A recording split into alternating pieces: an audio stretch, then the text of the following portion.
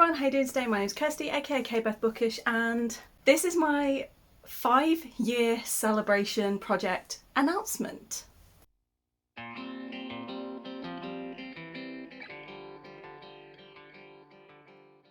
As the title and my introduction suggests, I have been on BookTube for 5 years now. July, I think the 2nd, is the official anniversary. However, I do have plans of things that I want to do to celebrate, and one of these plans involves a vlog that I'm going to need multiple months to film. Before I talk about the vlog though, let's just have a little bit of a recap. So 5 years ago I was set up on YouTube with a camera phone and my living room windowsill. I've gone through various stages, from having just that to having my own room with bookcases and a proper backdrop and lighting and a proper camera. And then we all know 2021 happened and I'm now back filming in my living room with my camera phone. But at least this time I have a proper camera stand. Yeah, it's been 5 years of ups and downs and a lot of life changes, but I do feel that ultimately it's been good. And the biggest sort of positives from all of that is obviously you guys. Some of my best friends that I've ever had have come from BookTube. The best partner I have ever had in my life came from BookTube, and okay, we're now, annoyingly, they're at the other end of the world. And so, you know, we have to navigate the whole long distance relationship and future scary big plans that are even bigger and scarier when you involve international immigration. But ultimately, it's the happiest and most safe I've ever felt in a relationship. BookTube has given me confidence, it's given me a platform to talk, it keeps me going, especially right now where I can't work, because one of the downsides of the last 5 years is my health has slowly just declined, and where I'm not really able to work or go out and travel very much, this is my social and lifeline. And so, you know, BookTube's just so important to me, not only on just like a posting level, but on a personal social level as well. It helps my mental health and has led to me being able to do things like open my own candle business. That was inspired way back in 2019 with the first sort of series that really ignited my love for reading again. It's inspired me to do a Patreon that I'm now just sort of like, oh my god. It inspired me, I've now created a readathon that we're currently, between the 3 rounds that we've done, we're at almost 100 participants, which is mind-blowing. And, you know, every month I just feel more and more and more grateful to YouTube and the opportunities that it has granted me, but mostly it's the people and obviously the books, and we're here to celebrate the books. But what I wanted to do for this vlog project is I want to look back on each of the 5 years that I've been doing BookTube, talk about some of, not in depth because there's so many, like the bookcase is almost empty because all the books are on the floor, but I want to talk about the highlights from each year. And then the vlog part is going to be coming up in the next couple of months, where each month I'm going to take 2 to 3 of the years and reread some of those books from the highlights, and I'm going to choose books that I want to reread that I feel represent that year for me. So they might be books that I've talked about a lot, they might have been my best book of the year, they might have been ones that I didn't rate 5 stars but I still love them and I want to reread them. There are a few on here where it's like I could reread them but I just really don't want to for various reasons, so I will explain those ones as I go. But there is one series in particular that I definitely want to talk about because I already reread this pretty much every year. It's been a staple on my channel every year. You're all already telling me what it is, you all already know. I don't really need to talk about it or introduce it. Actually, there's technically 2 series, but we have the Psy Changeling and the Guild Hunter series by Nalini Singh. So obviously these are not going to be part of the vlog project, but I do want to do a special shout out because these have been my best buddies for 5 years. That's a lie. The 5 years I've been on BookTube, they've been staples of my channel, but in my life, I've been reading them since 2011. So, you know, big staple, always going to be around. I don't need to reread them because I already do, so that won't be featured. But starting with 2019, I should probably go get the books. So kickstarting 2019 off, we have Relentless by Karen Lynch. I read the first 3 books in this series, really enjoyed it. Have I read any of the books since? No. But that is one of the first series that I did read. It was the first ever KU series that I read, and was the first sort of self-published indie series that I read. And it's very YA urban fantasy, but it's definitely one that I either want to reread or continue. I don't have the physical book, so I'm using the sequel as a placement, but we have Sorcery of Thorns by Margaret Rogerson, which was the first 5-star that I gave a book out of a book box, because at the time I was subscribed to Fairy Loot. I just really loved the magic and the fact that it was a book about books. And Silas, who you cannot convince me is not based off of Sebastian from Black Butler. And I just loved him and his sass so much. To Kill a Kingdom by Alexandra Christo was my first ever audiobook that I think I read a couple of, like, when I was a kid I had a few Famous 5 tapes that you used to like get halfway through and then you'd have to flip the tape to finish it. And so I listened to those, and I remember it's one that has Joe in it. That's all I can remember. I don't remember which book, just Joe was in it. But this was my first kind of, when I returned to doing books properly and joined BookTube, this was my first audiobook. So it has a special place in my heart, and I do now have Princess of Souls, which it's not a direct sequel, but it's like a companion novel because it's set in the same world. So, and this is kind of like a dark Siren Little Mermaid retelling, which was awesome. We had the Ace of Shades series by Amanda Foody. That is another one of those series where I started it in 2019. Have I finished it? No, it took me 2 years to read the sequel and another 3 years to read the final. I need to get on it. But I love the magic system in this and how magic is linked to bloodlines, and there's also like a gang element in here as well that I really love and I thought was awesome, and it has bisexual rep and BIPOC rep. Why have I not finished this series? God damn it! Then we have probably the biggest of the series, that is the thing that sparked me joining BookTube. It sparked me re-loving fantasy. It got me reading something that wasn't Nalini Singh, and was the inspiration and the first ever candles I made for my business. And that is the Dark Shades of Magic trilogy by V.E. Schwab. It's a very good starter fantasy if you're just getting into adult fantasy. It's nothing too complex, it's nothing like revolutionary and groundbreaking, but it is an amazingly fun time, and I have some of my all-time favourite characters in this series. Another one for favourite characters is the Fever series by Karen Marie Moaning. I did read this years before I joined BookTube, and this I read when I was a teenager, but I'd forgotten everything about it. So 2019 was when I went back and started to reread the series. I have since reread it, I think 2 more times, and it is a staple favourite that appears reasonably often on this channel. Also reasonably often we have Girls of Paper and Fire, another one I started in 2019, I read the sequel in 2020. Have I read the 3rd book? No. But I love it, and it deals with PTSD and trauma, and it talks about getting your strength back and regaining your identity after going through something that the characters go through. And I am emotionally damaged from these 2 books enough that it has put me off reading the 3rd one, but I will get to it, probably. Maybe. Alice by Christina Henry. We all know this is my all-time favourite retelling. I've reread it 2 or 3 times now. Every single time it gets a 5-star. I've read it 3 times. Yes, I've read it 3 times. Each time it has had a 5-star. I love this book, and I think it is like the gold standard for retellings, especially dark retellings. But do bear in mind there are quite heavy trigger warnings for SA in this. And then finally for 2020 we have Spellslinger by Sebastian de Castell. This was my introduction to Sebastian de Castell's writing. I wasn't the biggest fan of Spellslinger. Now that I've nearly finished with the Greatcoat series, I really want to go back and try this one again and see if it maybe has a different outcome this time. Also, very quick note, if there are any books that you're thinking, wait, you haven't talked about this series or this book, it's probably because even though at the time they were a big thing, maybe now I'm not. These are like how I feel about these series now, and whether or not I still feel that they are a highlight for that year. And because I know there are at least a few where at the time I put them as some of my best books, and now I'm like, I forgot that book even existed. So it happens. 2020 was the year of the Panorama, and obviously we all know that everyone was kind of locked inside, didn't really have much time to do anything else but hobbies, so reading was a thing that I did.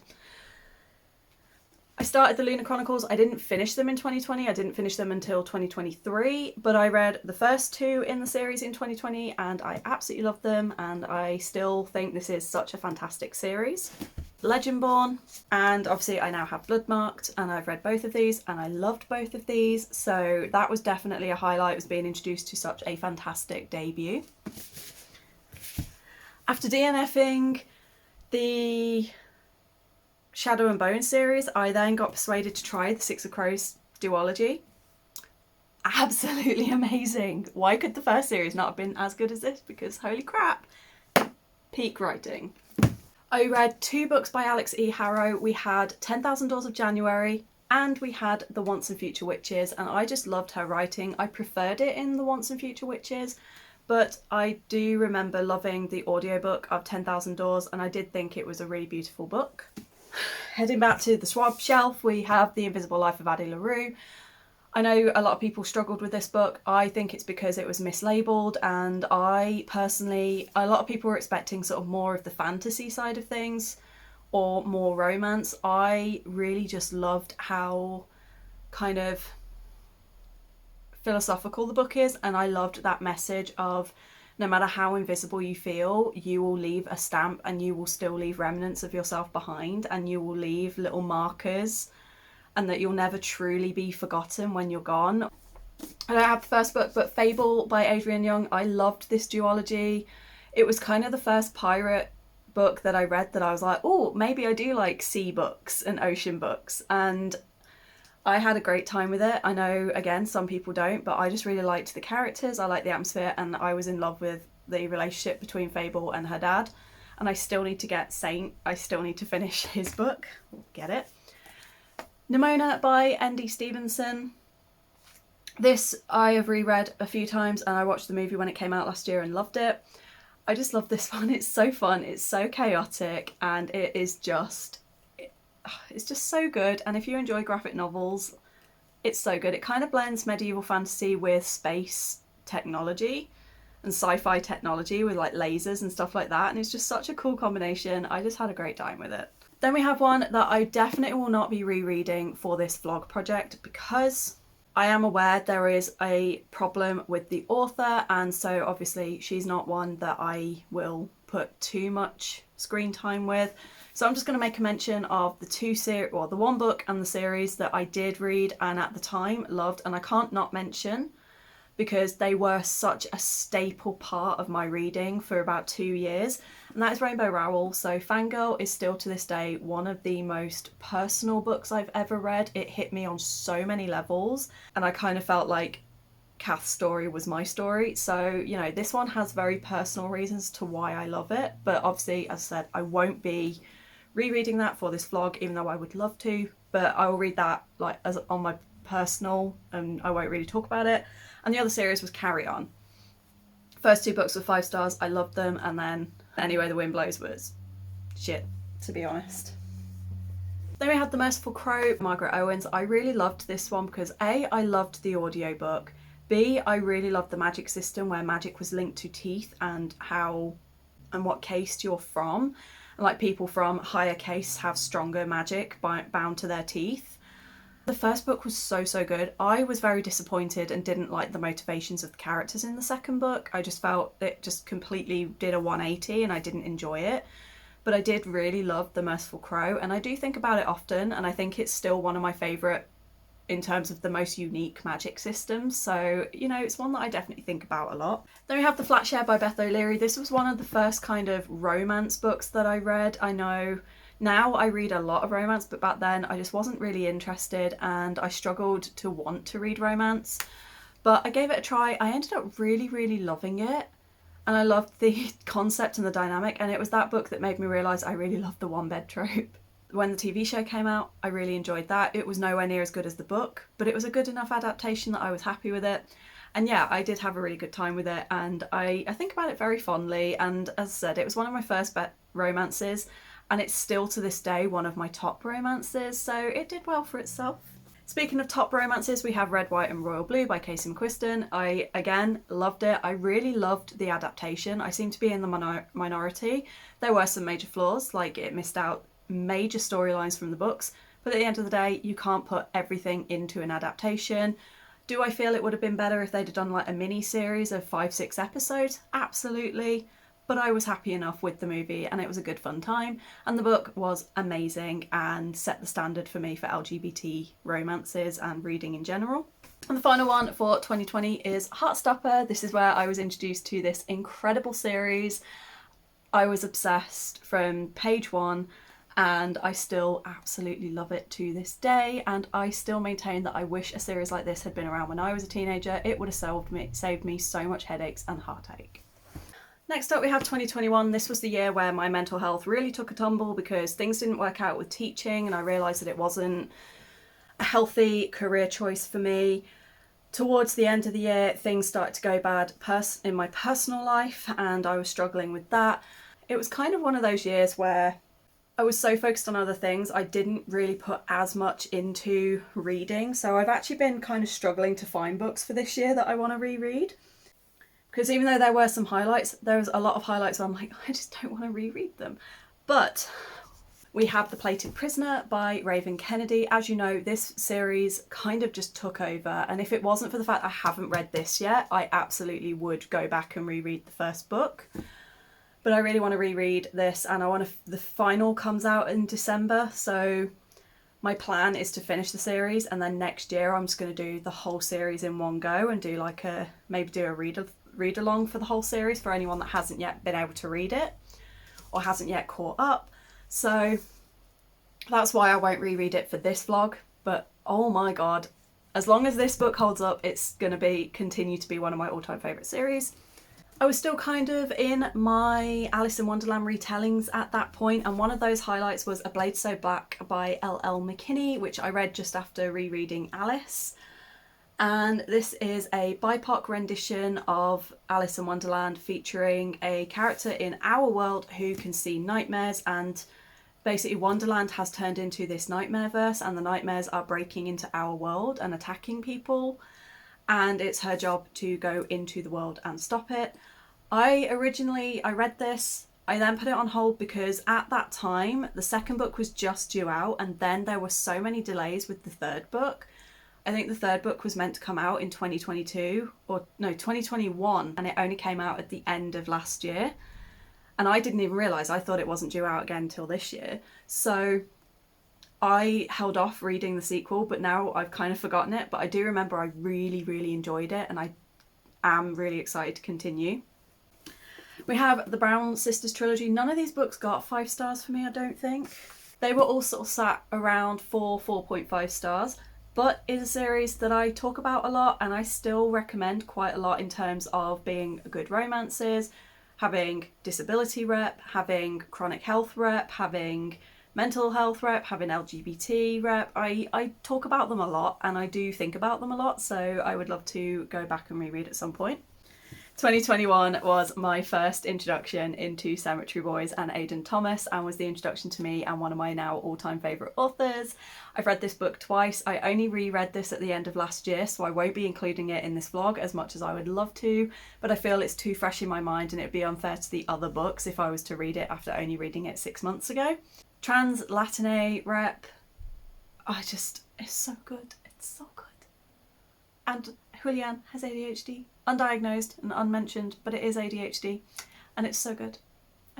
I love this book so much, and the audiobook is incredible. Ghost spirits, Day of the Dead, people going missing, people being killed, and a ghost boy that just won't leave you alone. You want this book. This was the year that I was introduced to My Hero Academia, and I realised just how wrong I was in not going for it sooner because I thought it was going to be for little kids and not for me.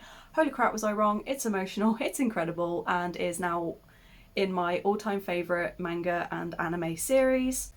I had My Brother's Husband by Gengaro Tagame, and I really like this one because it didn't go down like any sort of romance route, and it was at its core a story about attitudes towards the LGBT community in Japan and one Japanese man trying to adapt to the fact that he has a gay brother, and the gay brother's husband is now living with them, and his life adapting to that.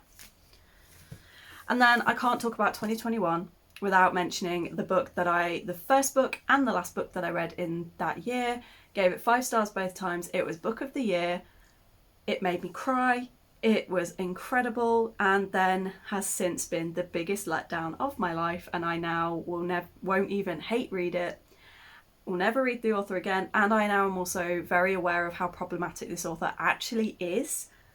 But I can't really not mention it when it was such a big impact on this channel and on my reading, and that is, of course, House of Earth and Blood by Sarah J Maas.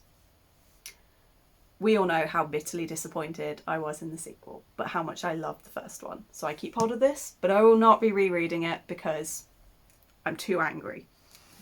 A few that I don't actually have physical copies of are The Conductors by Nicole Glover. I really loved this. It was set in America just after the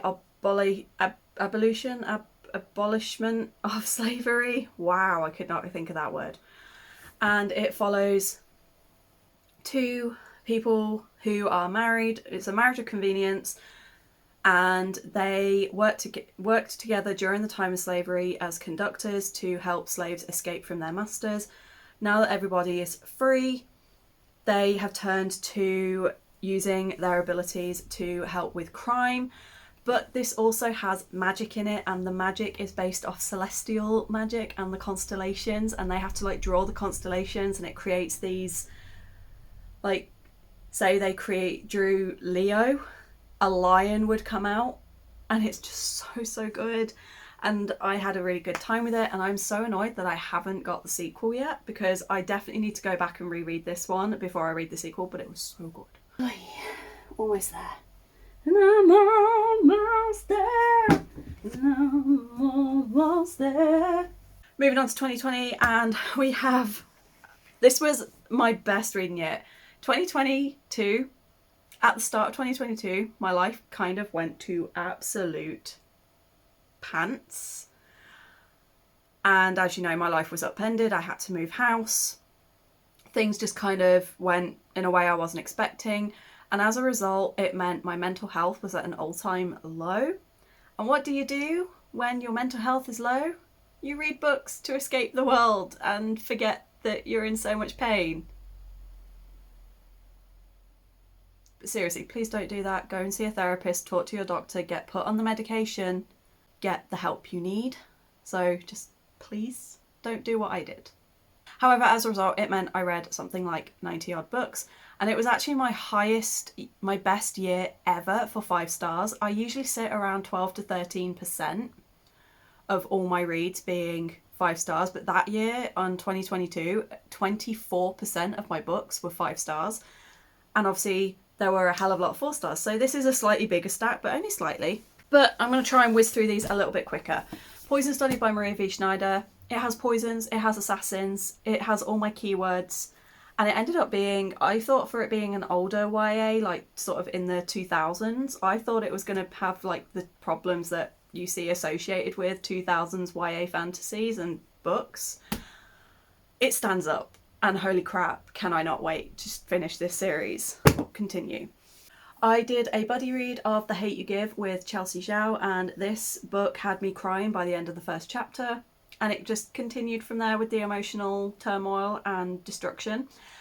I maintain it is a book that everyone should read, not just teenagers, not just adults. Everyone should read this book. But yeah, this one hit hard, and the reason I am not going to choose this as a reread is purely because I do not need that emotional destruction again, and I don't need to clarify whether or not it is still one of my favourites when I know it is. Speaking of one of my favourites, we're going back to my favourite author, or one of my favourite authors, and we have Aidan Thomas and the Sunbearer Trials, and this is such a fantastic world and the characters. There is so much diversity within the characters, not only in terms of being BIPOC, a lot of them are BIPOC, there's a lot of different genders in there, and some of them even have disabilities. One of the competitors in this tournament is deaf, and another one signs to him all the time, or them, I can't remember.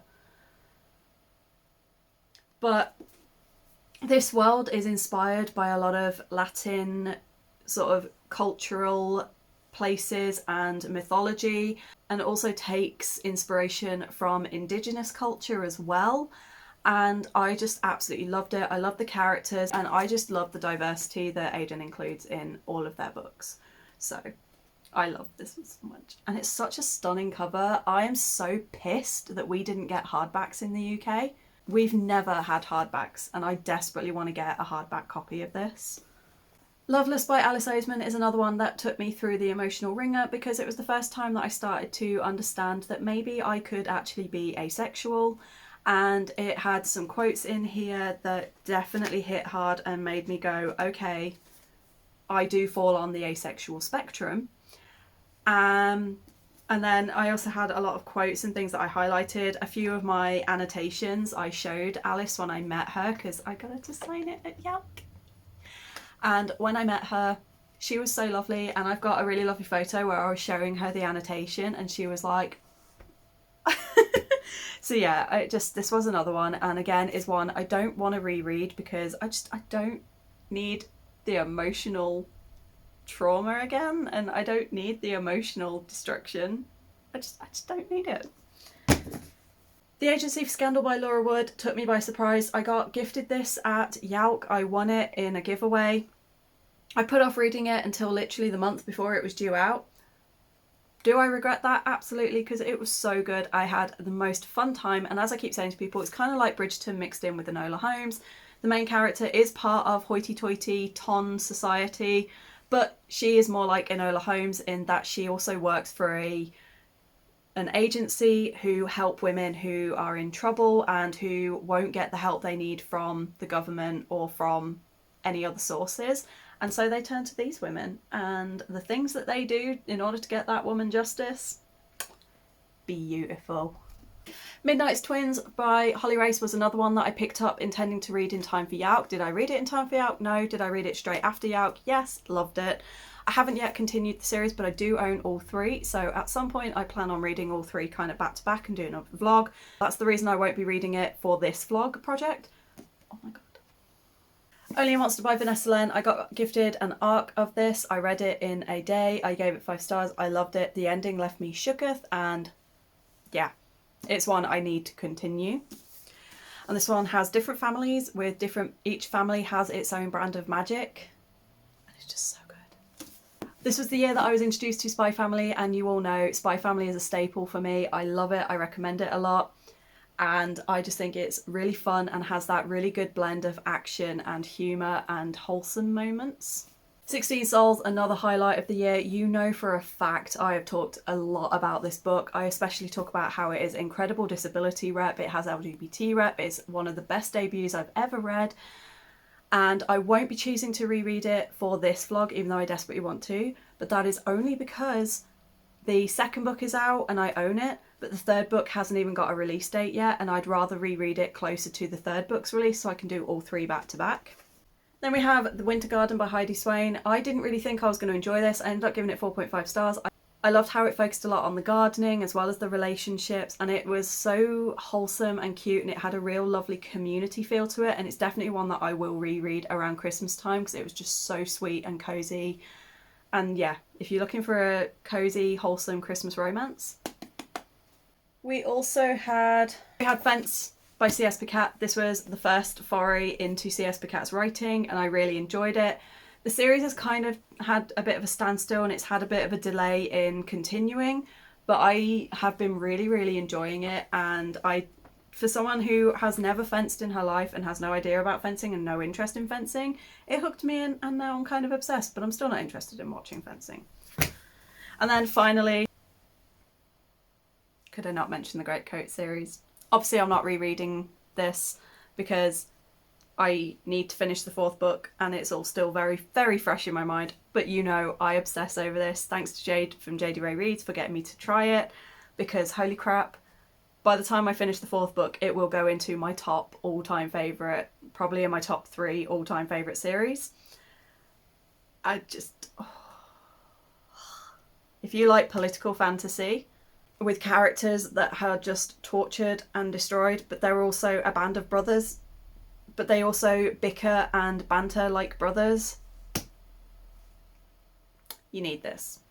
And then our final year, which is our smallest year, because, you know, I had a few highlights last year, but I also had a lot going on. But also, because it was only last year, I don't want to talk too much because you can just go back a few videos and you'll see all of my highlights. And you know, in December, January, I talked about all of my favourites, and that list is still pretty much valid. But I do want to give a few shout outs because there were a few surprises and new favourites.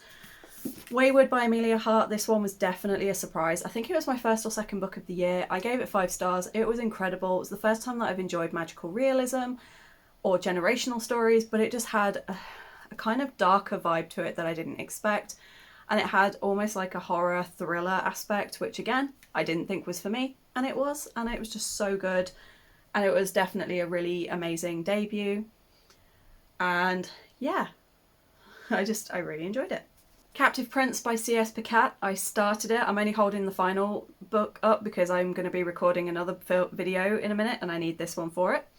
But this is a series that I started last year, finished this year, absolutely loved, and it has gone onto my favourites shelf. Continuing my sapphic reading with Delilah Green Doesn't Care. I absolutely love this, and I also now have the other 2 books in the series and I can't wait to get to it. And I just related to Delilah and Claire in different ways, and I just loved both of them and their relationship. I read 5 books in the Kitty Norville series last year, and I pretty much read them all back to back, and Ren will attest that in the space of, I think, 6 days, I read all 5, and it was like I'd start one in the morning and I'd message Ren, and then in the evening I'd message Ren again saying, done, and they'd be like, what the hell? They're so small and quick and easy to read, but they're just a great time. They're a bit of fun, and they bring me, it's really nostalgic, like 2000s to 2010s paranormal romance, and I just love them so much. Another highlight, a few manga. We have I Hear the Sunspot by Yuki Firmino. Absolutely loved this. It was a story all about a deaf guy meeting a non-deaf guy, and they end up supporting each other through uni, and then they fall in love, and it was just super wholesome, super wonderful, and I can't wait to continue the series now that I know there is another volume. And then we have Our Dining Table by Mito Ori, which has a character who has grown up to become very internalized and very introverted, but also he has a very big fear about eating around people.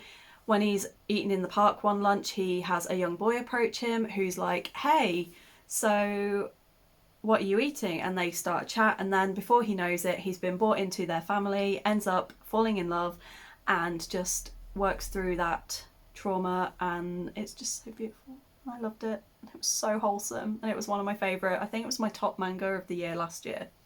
Speaking of top favourites of the year, we have Boyfriend Material by Alexis Hall. Not only was it narrated by Jay Jameson, who, as we know, my all-time favourite audiobook narrator, as also narrates the Greatcoat series, but this was just so much fun. I thought it was a really well done book. I felt that all of the, like, even the 3rd act breakup, it felt natural, and it actually kind of felt like it was done well, and it was like, yeah, do you know what, I agree with this one, and I feel it fits the story. And I definitely, you know, I am a sucker for fake dating.